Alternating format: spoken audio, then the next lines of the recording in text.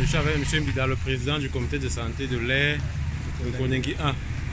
Donc M. Mbida, expliquez-nous alors comment ça se passe avec le comité de santé, pour mettre en place le comité de santé. Bon, le comité de santé, c'est d'abord une structure de dialogue implémentée par le gouvernement.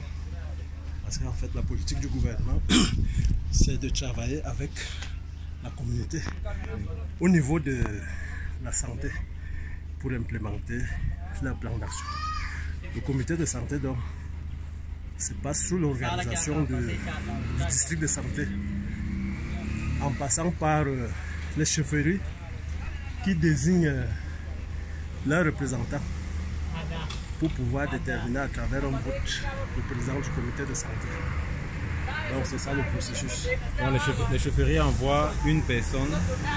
Parfois c'est 3, parfois c'est 2 représentants dans chaque chefferie. Ça veut dire que tout l'air est concerné par les élections et tout l'air est représenté. Ça veut dire que le président du comité de santé est reconnu par toutes les chefferies. C'est ça. Par la communauté. C'est ça. Maintenant, les membres qui constituent le comité de santé, c'est qui? Bon, le comité de santé est constitué d'un président élu.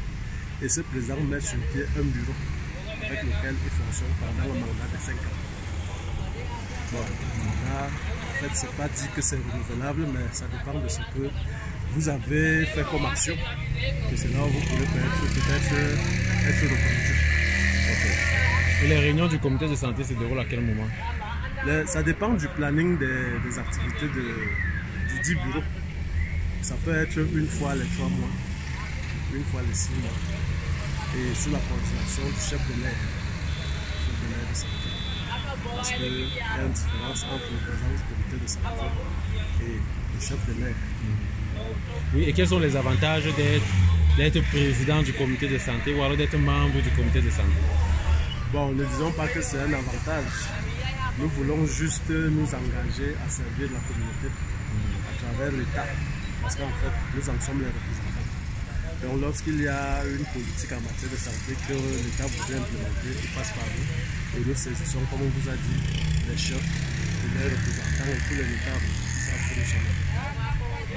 Ça veut dire que ça c'est la participation communautaire aux activités de santé qui est généralement bénévole. Ça veut dire que lorsqu'il y a des campagnes de santé, il y a des programmes de santé qu'on veut implémenter au sein de la communauté. C'est vous qui êtes les leaders, c'est vous qui passez le message, c'est vous qui êtes le relais entre les autorités de santé, les structures de santé et la communauté. Lorsque vous passez dans une communauté et que vous parlez en langue, il y a plus d'acceptation. Ça passe beaucoup plus. Le message a beaucoup plus de chances de passer. Ça a beaucoup plus parce qu'ils nous reconnaissent et nous nous reconnaissons en même temps.